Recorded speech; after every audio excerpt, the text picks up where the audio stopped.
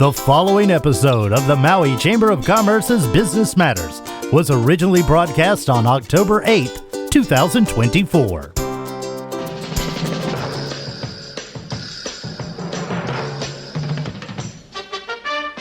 It's time now for Business Matters, brought to you by the Maui Chamber of Commerce. And now, here's your host, the president of the Maui Chamber of Commerce, Pam Toompop. Good morning, Pam. So what's the weather up there today, Pam? Hey, it's sunny and beautiful. How about you in Wailuku? The same, sunny and beautiful. It's very nice. I'm telling you, it's October already. We're getting into fall, but It's just starting to cool down a little bit. No, yesterday was a pretty warm day up the country. Oh, but overnight it got pretty cool at my house. It kind of cooled down, a nice breeze, and oh, nice. I would say I still had the fans on up here last night. Okay. But hoping to get there soon. I'm looking forward to some cooler weather. But, thank you. Thank you for all you do for our show, Gary. We so appreciate you. And it's going to be a fun day on Business Matters, as always. Today we're going to talk with Lorien Lolo Acquintas, who is a candidate for the West Maui Council seat. And we are also going to be talking with my great friend, Roseann Freitas of the Building Association of Hawaii.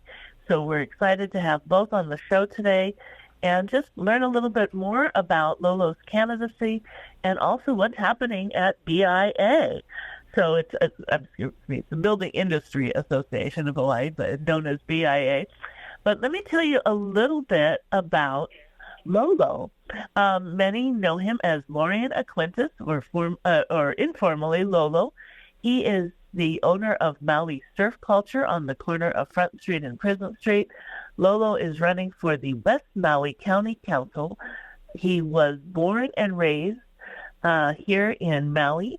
He has a Hawaiian father, and he has been a business owner. He understands all too well the current struggles of his neighbors as he looks forward to rebuild his beautiful Lahaina town. He feels it's really important that he represent and encompass everyone's voice, not just a select group. And he has been working hard to do that. For Lolo, public safety is a top priority, and he will fight to ensure safety for all of Maui. He is an advocate for responsible tourism, which was something that he was able to embody at Maui Surf Culture, where tourism is used as a force for good that benefits local residents while balancing traditional Hawaiian protocols. Lolo wants to bring trailblazing leadership that leads to solutions and actions, putting the needs of our local community first and foremost. He wants to act as a bridge within the council and community to break down the walls of division that we are currently experiencing. And he always says we may not always agree, however, we must learn to come together with compassion and willingness to compromise, which when we spoke to him during our candidate endorsement process, were just blown away by and so thrilled to hear his views that we wanted to bring him on the show. So aloha and good morning, Lolo. How are you this morning? Oh, my pleasure for being here. Everything is beautiful, great, blessed to live on Maui. We all love Maui, and thank you guys, Gary, Pam, mahalo everybody out there. We love you all. Mahalo God, we love you, everyone. Thank you guys for this opportunity. Bless. Oh, it is our great pleasure. You as a business owner on Front Street and somebody running for West Maui, you've seen the challenges with our housing and our rentals. And for the Chamber, as you know, it's been a top priority for us for many years. It's critical to our economic recovery. It's critical to our residents right now. And without housing, we're sort of stuck. So I wanted to ask you 3 things that you believe really need to be immediately changed at the county level or introduced to expedite the building of housing, and things that you feel you would champion. Well, thank you for This is beautifully well put together. I like how we put that this has been like a long-standing issue, so it's something that in reality, how and somebody that's running in 2 years going to be able to get all these things done because it's been for so long. So thank you for addressing that. Man, Maui is the most regulated county, the most regulated state. Our Maui zoning code predates to around statehood 1959. So there's a lot there. So in reality, for what I can do, here's a few things that I would do for the question of 3 things in the county level. One way is to create a process where there's minimal government review and all the liability and responsibility lands on the architect and the builder. That would expedite the permit processing around by 90%.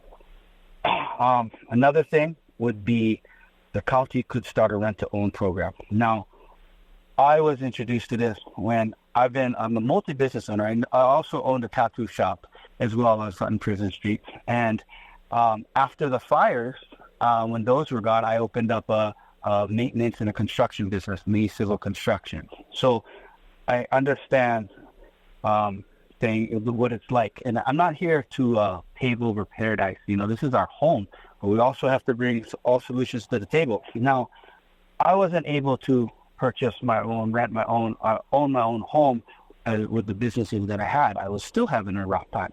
It was a kindness out of my landlord's heart where he offered a rent-to-own program. So that's where I looked into this county could start a rent-to-own program. It's like if you have a job and you can qualify because you have a job, but a long-standing job. Maybe your credit isn't the best. You've gone through a divorce or you've gone through a fire like all of Maui has, and your credit has kind of dropped in and out. But you had a long-standing job, or you have a job and you're able to make payments. That is something that I believe as a county we could put up there. Also, too, like we were saying earlier, we are the most regulated county and the most regulated state. Things haven't changed. And for now, it doesn't seem like there's a real incentive for local Maui people, just people that love and live in Maui, to stay here. In August, 10% just went up in our homes, our single-family homes. We're like 1.2, now we're over $1.3 million. So it's really tough to stay here. So I believe that there are some ways that we could revamp and remove some roadblocks that we can work towards together, and really facilitating a real facilitation of a collaboration between everybody with the state, county, federal, and private sectors with land and everybody to come together and bring all options to the table. We have beautiful land over here. We have ag land that's not being used. So there's a lot of things that we could really come together and look for actual action plans to set forth. So thank you, Pam. You're very welcome and very well said. And, I will say something. A long time ago, I benefited when the county under Mayor Elmore Carvalho created Harbor Lights condos, which was something that many people rented out for a number of years, but also there was home ownership and there was a low buy-in as it was condos. And then they were able to build some equity and move up and out, and it helped me buying one of those units, buy my first home, have the down payment. That's what I sold it for a first home. So I love the rent-to-own option. I think that is an excellent option. And what we found coming out of the issue that we have with the STRs, which I'd like to talk about next, but what we found this discussion was many people said they'd like to live in apartments. Now, we question whether the apartments that they're looking at are built the way that they would have enough room for all their vehicles and their children, and then there's some costs associated with that. But we did hear a lot of people say apartments is a great way to go, and also we want to see rent-to-own housing as well. But can you talk a little bit about the issue that Mayor Bisson put forward to a bill to phase out short-term rentals in apartment zone properties known as the Minatoya list? And what's your thought on that solution, as well as maybe other solutions, including the rent-to-own housing, that might be a better solution than phasing all of those out? Yeah, yeah, beautiful. So, Pam, I'm just a Maui boy, just a local boy. I grew up here. I went to many regions. I lived in many regions with my grandma all over the island. I went to different schools here. I even went Paia Elementary, lived in Kula, Chinatown, and I landed. I was in diapers when I was in Lahaina Front Street, so I've always been back and forth. So I've been all over the place. And in my adult years, when I was able to go out and, my own job, buy my own toothbrush, all the fun things is getting 18 and older. I think it was around in my later 20s. I can't remember exactly when, but there was a time when there's commercial ads on social media, on the radio, about short-term rentals, about Airbnbs, and a lot of local families were on there and could see, we can rent out our place, and it's a good thing. And so it was a area where I believe it got voted in, which I wasn't in there to vote for, but I did also get affected because 3 different occasions, my landlord said, hey, guy, this is the end of your lease. We are transitioning into short term from long term. So it's time for you to find a new place. And also, at that moment, you're just like, oh, man, I'm bummed. But something always opens up. When door closes, another door opens. If you allow yourself to believe, because it's easy to give up. It's hard to believe until something did. But in that time of my life, 2 other times that happened, 3 times, and two were local families that live here in Maui that transitioned, and the third was in Oahu. And instead of being angry, I was like, well, I'm gonna go find something better, move on, and best of luck, because everybody's gotta do what they gotta do for their reasons. So I moved on, right. and I understand what that feels like. I can relate to that. So it's hard to say, is it a good thing? Is it a bad thing? Now, personally, I moved out of Lahaina, out of Front Street, because the fire zone came. Because I was up at Lahaina Luna, and we had a 4-bedroom house, and we had animals, and we have more than one vehicle, fishing gear, golf carts. All my kids had all their bikes. So I personally wouldn't be comfortable and able to move to a one parking stall, rule regulated, no animal zone. I wouldn't be. I would more likely want to go back into a home, and I'm sure other people would. But I also spoke with a lot of people that own their minute toilets and they own a home, which they're actually they either have, since I spoke with them, or they're planning on it, transitioning out from their home for a family, and they're transitioning into their apartment, so that way they can open up more rentals. So there's a lot of things that people I noticed from our division right away. It started to kind of help a little bit, but also kept a little bit of division. So it's a tough one. But I do not currently agree with the mayor's proposal as of now, and this is a few reasons why. The only thing this bill does is say whether or not you can rent for 180 days or less than 180 days. It creates the hope for housing, but not actual housing. As a councilman, I cannot base my policy decision-making on hope. We need true attainable housing and policy. The quick ban of these STRs would add to the housing crisis and create an economic downfall and fiscal instability throughout Maui County. Now, the recent statistics just came out and shows us now, in 1 year, Maui will lose. Now, this is in 1 year, Pam and Gary. 1 year, if we go ahead and pull the trigger right away on this bill, Maui will lose in 1 year $91.8 million. So I don't know if that's a lot of money to you guys, but that's a lot. $91.8 million. That's what Maui will lose. So who will be replacing that, and what solutions are on the table? So far, all I have is everyone asked me the questions, what we're going to do, how we're going to do. I haven't heard about that. So there's a lot to that. So I believe there is a way that we can actually find a middle ground and a common ground. I've only heard that we're going at the illegal minute toilets. Well, I lived in neighborhoods where there were illegal Airbnbs and STRs and the BRBs, whatever they're all called, that they weren't regulated. And so there are certain homes where neighbors have their family, and then they got people coming in and out. And hey, granted, you're going on vacation. Sometimes you want to, you're young, or you want to party and have some beers and all that. Well, there's certain places maybe for that, or rule regulated for that. So I don't believe that they should be all in our residential areas and all that. But also too, I also don't believe that we should just take away our freedoms of owning a home, because I do know a lot of local families, and I do know elderly kapunas that have these homes that they worked their life for, minimum wage jobs, the plantations, working so hard. Now they have a home and they have a little hana. What if their son's in the military or wherever, or they want to keep their family to come fly in and out? If they rent it out full time, that gives the auntie that's a little bit older, or the kapuna that's a little bit older, some income, but also they can have their family come in and out.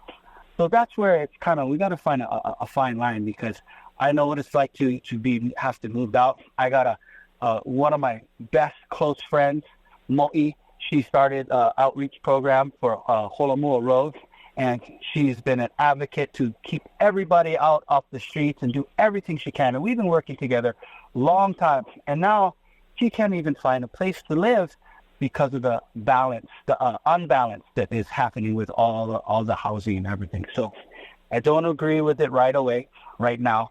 And I think we should definitely work together to not be so divisive and angry if people do own these or don't own these, because we're Maui and we got to love each other and be happy. So thank you. You're very welcome, and I really appreciate the answer, and I absolutely agree. I think that there's many different ways to look at this, many different solutions. I think when we see a broader study by the current council, again, the income loss is going to be huge, and it comes at a time when we really need to maximize how, the revenue we try and bring in to use for our rebuilding and moving forward. But I love your different ideas of ways of doing this, and your understanding and communication with a broad breadth of people looking at different solutions. And I think that that's one of the things that, again, today you showcased that, you impressed us with that when we were talking earlier through the compact process. You're out there talking to so many people and looking at, who has these and how are they using them, and as well as other solutions and challenges and how it would impact your family and others So I'm glad that you're always doing that broader community survey, as well as in everything you do. I always find that you're presenting different ideas and you're looking at other things for us to consider, which I truly appreciate, because I think it's through many different solutions and best thinking that we can find those better compromises. And it's something that you talk about a great deal that I truly enjoy about you. One of the things we talked about as well, and you allude to that with this issue, and again, the money loss that we could get from tax revenue, if we're to fully move in that direction. We're going to have to make tough decisions moving forward. We know that. It's going to be a very tough budget year, given what's happening with the lawsuits and funding that's going to be required, and maybe potential for new lawsuits, given some other things on the horizon. What do you see as the top budget priorities for this coming budget session that, is coming up upon us in the new year very soon? And what do you think, in those top priorities, how would you see funding them? Beautiful. Thank you. So for budgeting, I could go a long time, and I know it's almost 7:30, because that's what I did. Every Friday, I had to make sure that my employees had their money, and I had to make sure that my employees kept up their taxes and CPAs with my CPA and my accountant. So I understand that. So first off, for the budgeting, a priority would be, and as a business owner, I always grabbed all the money from all the vendors and make sure we had it paid off all our debt. So before we raise any taxes, we must be able to the 100% collect our current taxes, like the transit accommodation tax that kind of swept under the rug this past year, which was $16.7 million. So, I mean, that the starters for budgeting, we kind of be just playing around with money like that. So we'd have to correct that. But for me and being, I don't know any other councilman or anybody that's running for office that lost their home, lost their businesses, lost their neighbors, lost their towns, and decided to step up and run for office because this is their home. And if that person is going through a hard time, imagine how many other people are going through a hard time. So I don't know anybody else that's doing that. That's why I am thriving inside and excited to do these things and be that part. So for our budgeting, and the number one top priority, it would be safeguarding our community with the disaster resilience. And I have a list of what that means, but I'll skip down through it. Basically is making sure we got the proper preparedness plans, infrastructure up to par, all those things. And another thing for our budgeting, which would be really beneficial for all of Maui, everybody, is vocational programs. Now, how is anybody going to go? For instance, just a simple example. Instead of going to McDonald's and getting an application and not knowing what you're doing, the county could provide, and would budget for this. And the way to do that is there's certain things that, hey, maybe this year not a lot of attention is going to, so we can take a little bit money from there and we can add to this. And there's a lot of other ideas I have too, but vocational programs is that instead of someone going up to work at McDonald's and not knowing what they're doing, we have a training program that gets them up to par. And we have a training program for our police stations, for our ambulance, fire station. We could, slowly get these programs or have a multi-weekly thing or a monthly thing that we have so that people can learn how to get jobs, transition out of homelessness, be able to work in the film industry, be able to run for office. Simple county programs. Everybody could get jobs. Now, another way for our budgeting and money, well, billionaires are here and they are building. This is an opportunity for us to tax the 1% that we see fit. Like I said, I'm not here to build over paradise. I was actually, as a kid, with Lucy and Danae and everybody fighting against my uncle guy at the 670s. And I was firm. We have responsible building. And if we're going to build one way, we got to make sure we do it, because every time I see, we don't actually do what we're going to say. So I understand both this and both sides of the story, because I'm a Maui resident and I did really well in it. And that's why I believe I'll be great here in this position. So with that there, I'm not the billionaire, but I can also be an advocate to make sure that if something is already beyond my control and power, I can do my best to make sure that we do it the right way, responsible building. And I hear all these taxes rising. Like, we got HOA fees popping up all over the place, and then all of a sudden they're like doubling. You mentioned Harbor Lights. Harbor Lights was HOA fees. I don't even know why they got them over there, but it was $1,100, and I believe they just went up in price. So that's some hard times. So I don't hear collecting, and I'm not trying to bash the hotels, but I don't hear a percentage coming out of the hotels right now. I am new in this. I only started pulling my papers and learning politics besides living here in Maui 6 months ago. But are the hotels getting taxed? So if we collected a nice, not too bad, but a nice percentage from the hotels, and this will go into attainable housing fund, and we keep that strict. So all the tourists, all the money, all these places, they come in. So that way we're not taking more money away from adding more causes for our guys to build. And, basically everybody's getting a new thing before permit, and now the new tax is coming now. They're just having to give up. So people are going to come. The high-end clients are here. Mayor Carvalho, you mentioned, he had a great idea of balancing tourism and sugarcane. And instead of having like a Waikiki, his format was, let's get it where there's condos and hotels so we get a higher clientele that spends more money. Well, here we go. Let's do it. Let's get a little bit more money. So it's not hurting and scaring our hotel guys, because we want everybody to thrive as a business on Maui, because that's what we are. We have to do our best to balance out everything. So we get some money from the hotels, put them into attainable housing. Now we can put that priority for budgeting for attainable housing, and look into all the places, the land, the private ownership, and everything that we can do, because now we got a little bit of funding for that. Park beautification. We need our facilities up to par, because I was hand in hand in the parks every day, and I would be a great advocate to be there to remind our parks and recreation that this is the sign that you have. This is what we actually need to do. Also, we have kind of like a hunting park, but we don't have a process center. There's things that we could do to make Maui great, where we're not having to be like I was a kid. At one point, we could go to parks and fishing, and then they started to close every park and say you can't go fishing, and then they kind of forced us to have nowhere to really be out in Maui and do these things. So maybe we could focus on getting places for our local people that love to go hunt and dirt bike and do all these things.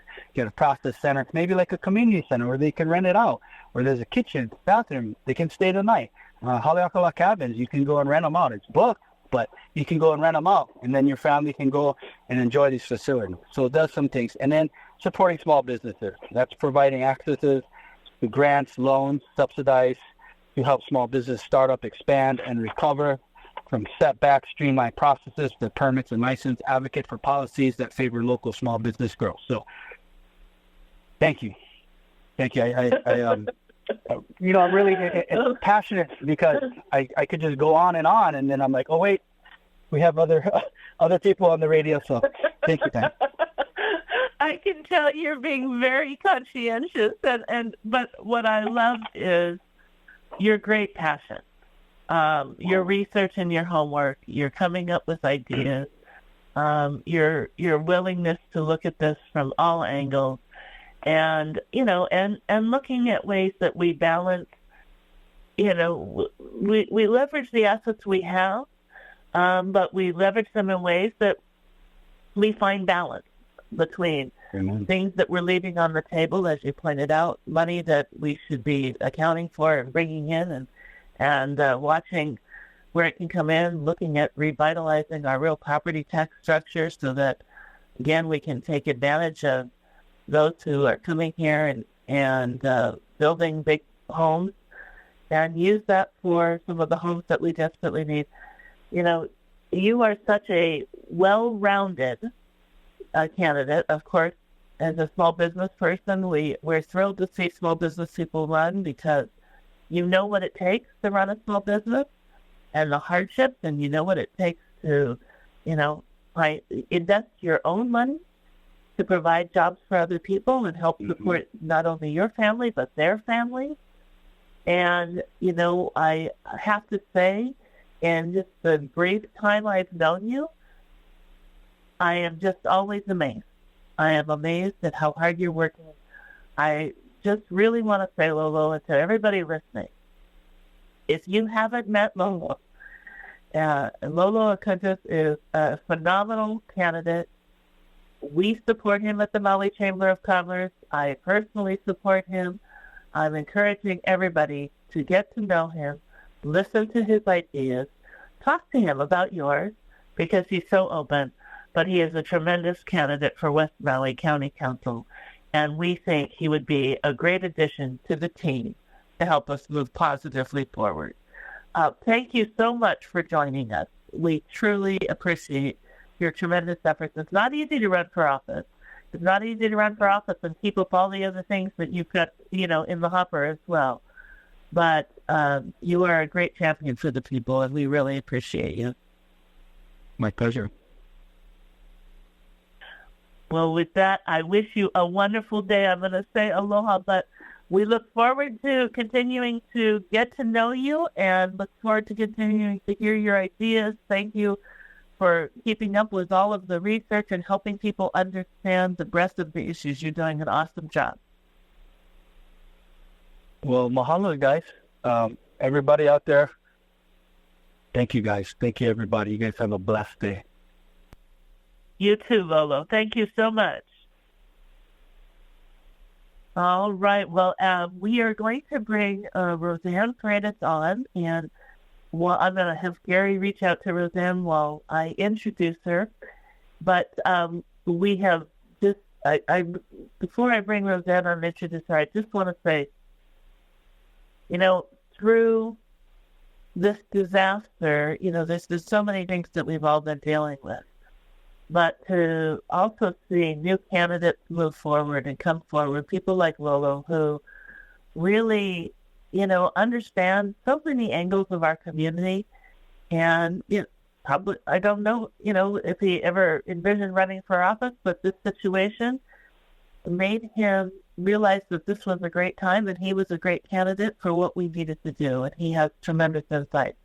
So I really encourage you to get to know him and to find out more about him. Candidates endorsement is one of the things that we do as we look for the right team to help us move forward. And, you need to look at candidates' history and see what they say they're going to do and see if they've actually done it. It's critically important. But now let me introduce Roseann Freitas. She is the CEO of BIA, the Building Industry Association of Hawaii, and is a seasoned business leader with experience in communications, public relations, operations, and construction management. Prior to her role at BIA Hawaii, Roseann worked as a PR and communications manager with the Better Business Bureau and vice president of operations of Archipelago Hawaii. She also worked in luxury home design as well. And Roseann holds a bachelor's degree in business administration from the University of Mount Olive, and is now a huge champion for the building industry. Roseann, are you there? Yes, I am, Pam. How are you this morning? I'm excellent. Good morning. I'm so glad to have you on the show again. Thank you so much, and thank you for having me.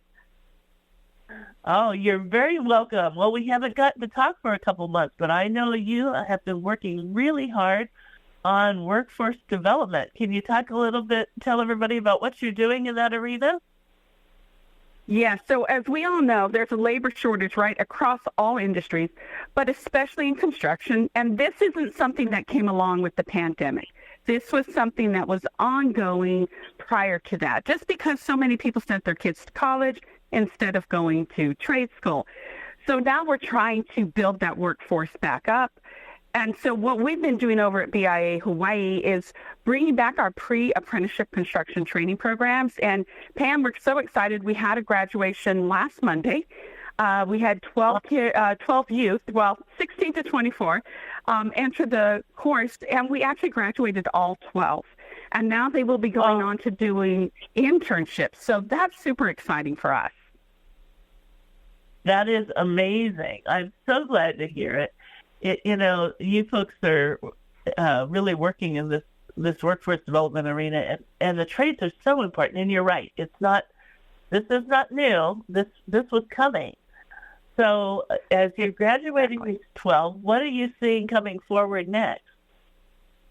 Well, for us, all of a sudden there has been the demand. So while we graduated the one class on the Monday, Tuesday we started the second cohort. And we're actually set up to do a third cohort in November. So we're working actually with the state on this and really working not just to get the 16 to 24-year-old. We're going to be extending that for anybody who wants to go into the trades and to have a career there, because one thing we know, Pam, is it pays better than average. It is something that is in dire need here in Hawaii, especially on Maui.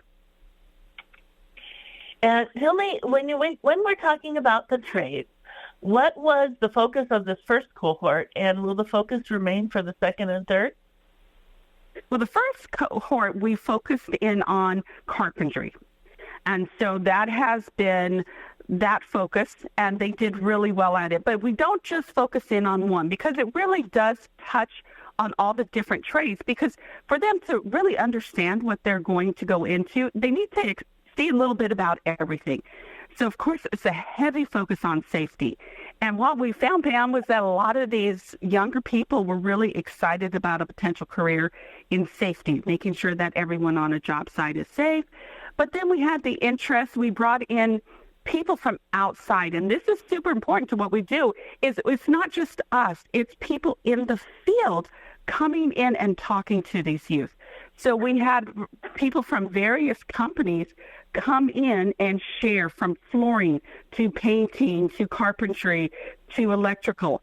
And so the kids or the younger people can experience and get a better understanding. This cohort is really going to be on sustainability. And what does that look like? And how can we keep that sustainability in moving forward in pre-construction? I think that's fantastic. And of course, there's so many new products, sustainable products at all levels, from, like you said, you're talking about plumbing and different, carpentry, different sustainable materials, different sustainable practices, different sustainable, power systems, plumbing systems, septic systems. So that's very exciting to hear.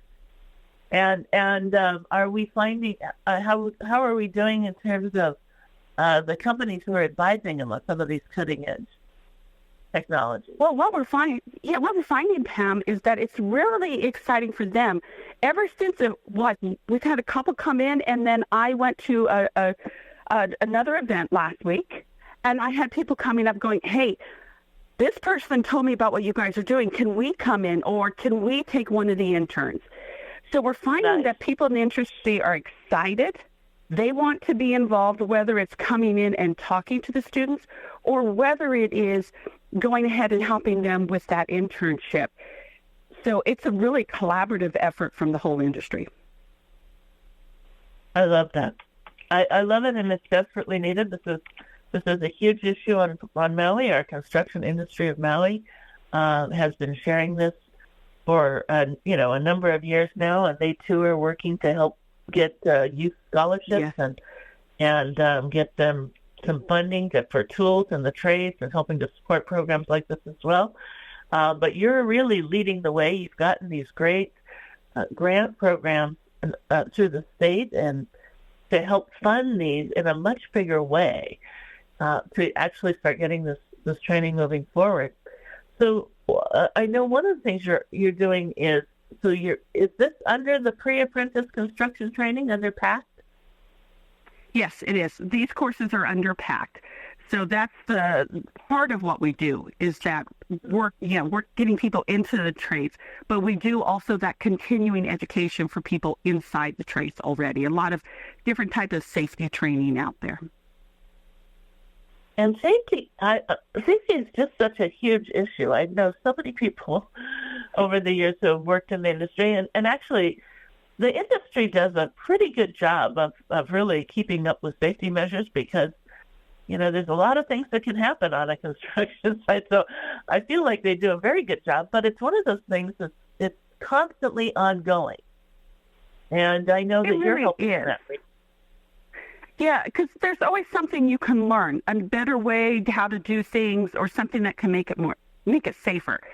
So that's what this is. But also we know it's just like any type of training, like CPR, which is one of the courses we offer. It's the continuous training, right? It gets it in your head so that it becomes just a routine for you, and not something you really necessarily have to stop and think about. So that's part of it, just reinforcing some of what you already know. Yeah. And Pam, I do want to share one with you. Is we're excited because we're working on, because I haven't had a chance to talk to you, because Pam and I do talk quite a bit, is we're looking to try to bring this over to Maui. We're working with a group that we could come over there to help get some of this pre-apprenticeship construction training. And this really is designed for those who aren't necessarily, college isn't their path. For whatever reason, whether it's financial, it's just not what they want to do. But this would be a 5 to 6 week course that would allow them to have the skills just to walk into an apprenticeship. Because there's a lot that people don't realize they need to know, especially when it comes to math. And don't worry, if they don't know math, part of this course is really to go back and educate on what they need in the field. That's extremely important. In pretty much every construction job I've ever seen, math is really critical, but that's a really good point, that some of our folks may not be where they need to be at that level, and that you're going to help them catch up for this and gear up and get ready. And I do want to point out, we're always talking about, and you know this, Roseann, and I'm super excited. You've got my full support on any training you want to do in the Freitas Valley. Let me know how we can help you do this. But we're always talking every day about housing and how people are going to be able to afford housing, and the big gap between a minimum wage and a living wage. And again, living in an island state, our living wage is much higher than other arenas. A minimum wage is very different from a living wage, because there we're looking at what does it actually cost to live here in the island. And people in the construction industry, are making those higher wages where they can afford their houses. And we know that we're going to have work for, decades. So this is a great way for people to get a career that has lots of opportunity. And as many are struggling trying to figure out how they're going to be able to, have a home and have children here and raise them here and be able to let them stay here as well. This is a great career pathway. You said it right there. You really summed it up very well, Pam, because it's giving people the ability to make a livable wage so they can afford to stay here. And that's the big thing. We know we're losing our youth or young people to the mainland because it is cheaper and it is more affordable. Hawaii will always be more expensive, but at some point here, the pricing has just gotten out of reach. So if we can help upskill our people, we get to keep them here in the state. And that really is so important for everything moving forward. But now they can also help be some of that solution that we need to help figure out the affordable home crisis that we're in. That's right. It's really a twofer. Not only do you benefit from a great trade, but you actually you're going to be in a trade that actually is one of the solutions providers, and desperately what we need. I mean, housing and apartments is so important for our people these days, and I think you know this, Roseann. You've heard me say it many times. I said it last Friday on a forum for Melly Bean's Business for PBN, and Lolo mentioned it earlier on the show that we had Lolo Acquintas on the show, who is a candidate for West Maui County Council, and back in 2019 we predicted the median home price on Maui with a very low 4% annual interest rate, which means it's going to be wrong. It's going to be low, but to give people a sense of how to be thinking about what our median home price is going to be for future generations. We projected in 2019 that by this year, 2024, we would hit over 1.2 million median home price. And we have. And we projected by 2042, using that same very low annual 4% interest rate, so again, it will be low, that we would be looking at over a $2 million median home price. So,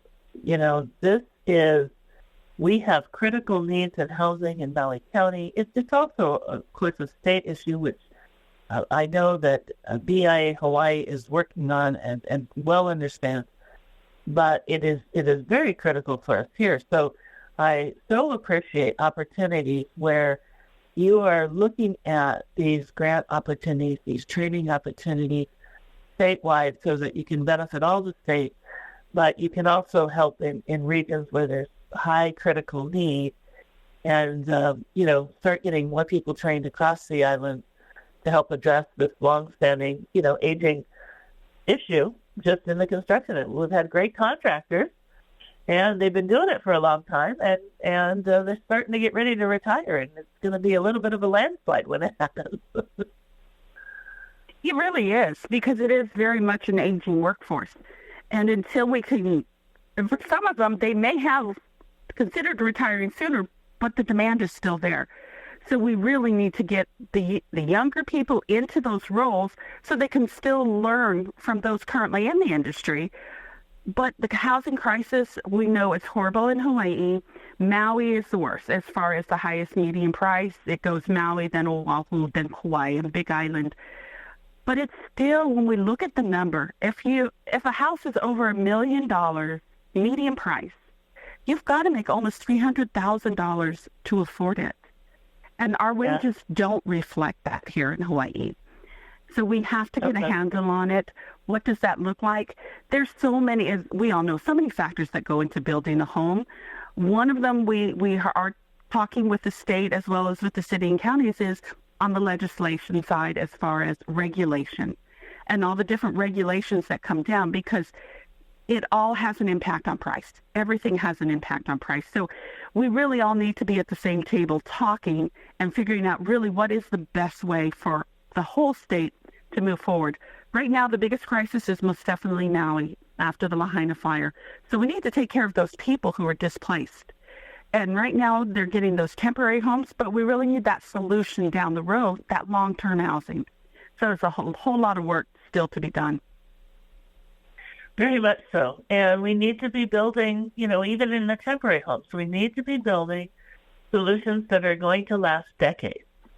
And make sure that there are some modular solutions that look great, really great. And actually, some look more plantation home style, some look more modern home style, but, meet all of the requirements with fire and hurricane and wind ratings and all of that, but modular, but still will last for 20, 30 years, which is about what you can get on a regular home building warranty as well. So there's some exciting new solutions and new methodologies. I think you're going to see a lot more on that modular home, Pam. I think you're good. There's so many more people coming into the market.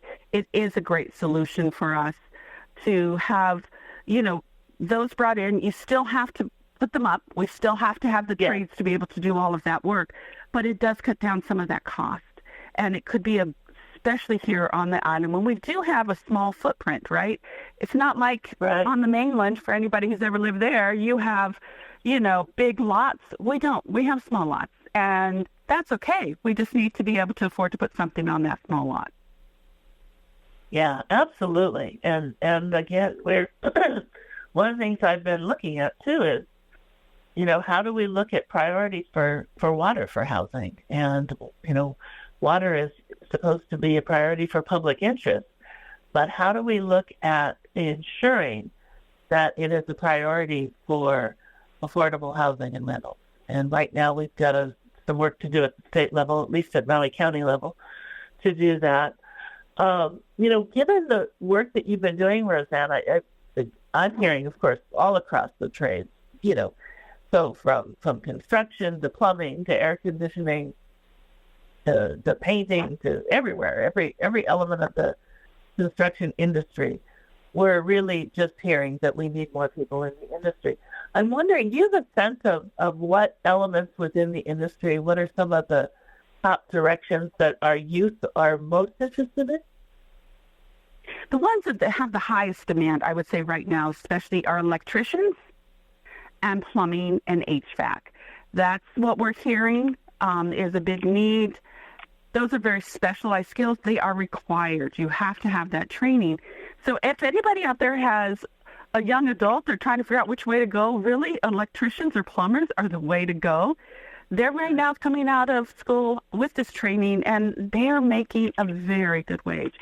So it's really a big need across the state, but all aspects of construction are feeling it.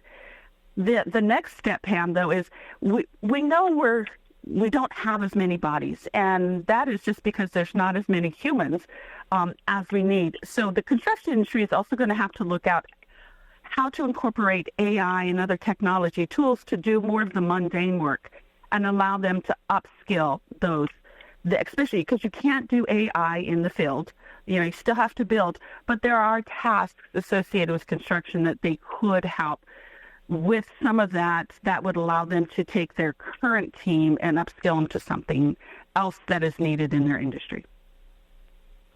Love hearing that. Decades ago, I was involved in it's going to date me and take us way, way back. But we were teaching AutoCAD and ArchiCAD to engineers and architects back in the early 90s as they were using the latest technology tools in that arena to, upgrade their skills.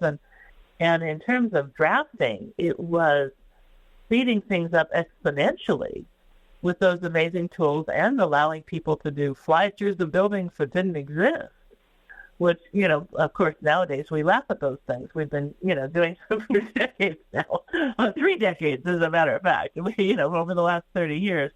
I mean, what we started with back then was pretty rudimentary, but it was the latest and greatest. And now with AI, as you said, there's so many ways that we can use our new technology to help us improve the systems and help us speed up the timelines also on getting us needed housing, where, we can do so much more in the planning and hopefully in the permitting.